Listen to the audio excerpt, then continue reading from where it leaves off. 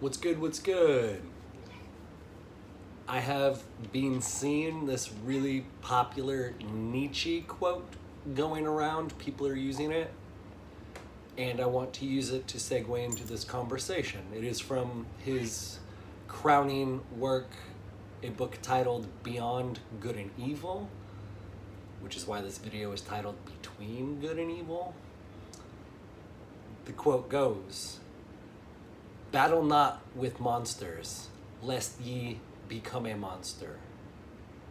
Stare not into the abyss, for the abyss stares back." I paraphrased that a little bit, but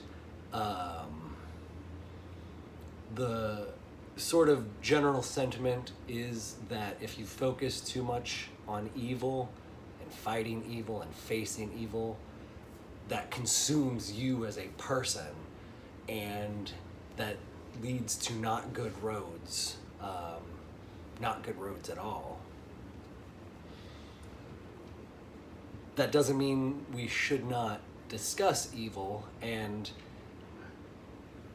he is a very controversial figure, who isn't these days, but because that topic, that's not why it's controversial, but that topic is a very complex issue. I have an ongoing debate discussion with a friend who does not believe in evil, which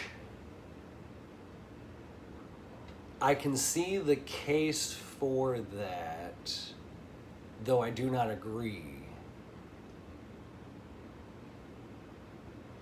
On a macro level scale, or at a universal perspective, you need evil to have good.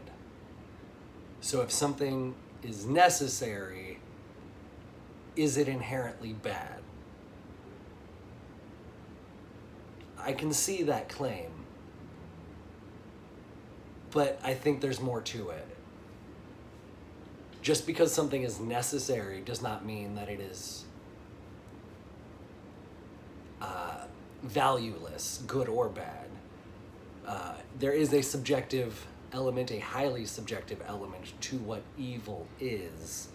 And in this day and age where everything is racist and sexist and bigoted and phobic, and hate speech and everything, it's very difficult to parse out what true evil is. And it's further complicated by the brainwashing that has occurred on the masses. Because when you talk to me about evil, I look at our world leaders and our state leaders.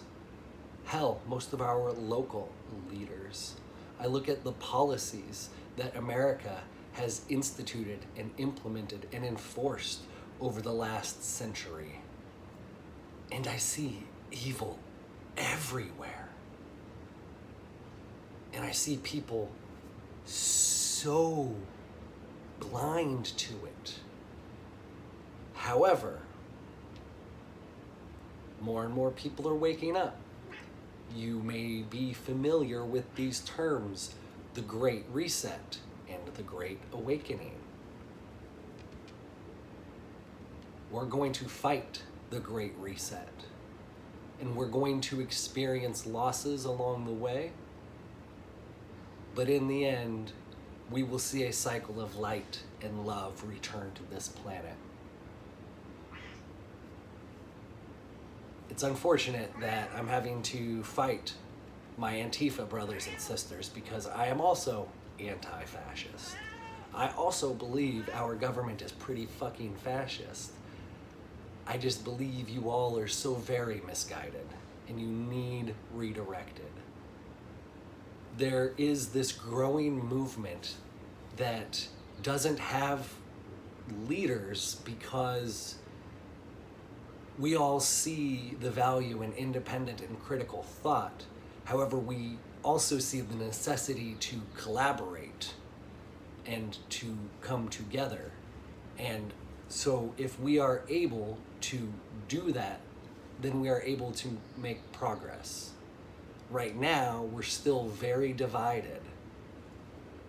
If you catch yourself being triggered or offended or frustrated by someone, try to slow down, try to take a step back, and remember there is something bigger going on. That person also is dealing with issues in their personal life, in their professional life, in their spiritual life. And we need to stop resisting one another.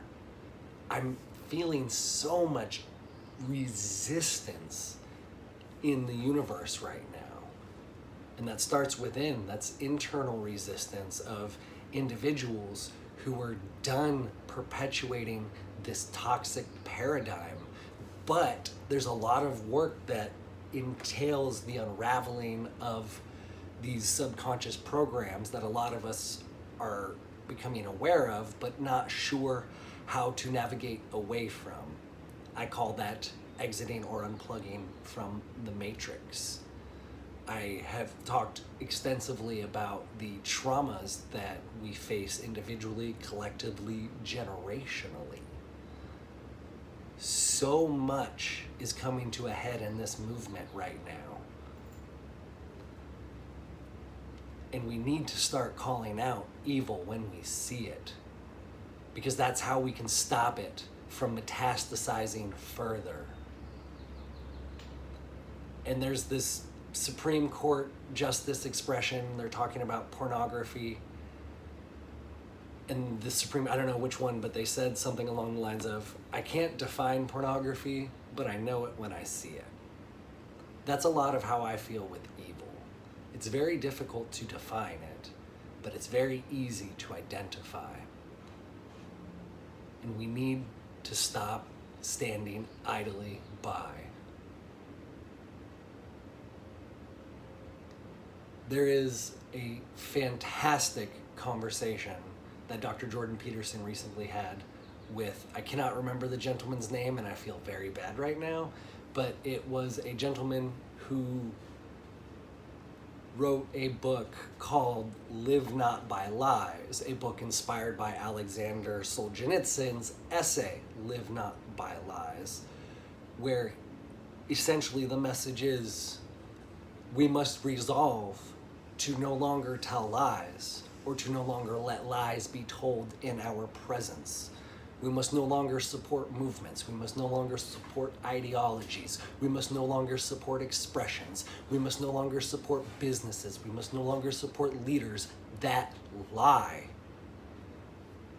It is time for the truth, and that starts with you, and that starts with me.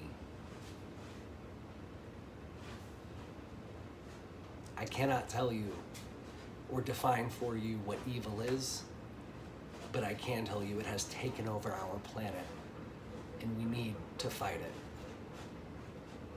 Thank you very much for your time, brothers and sisters. Much love.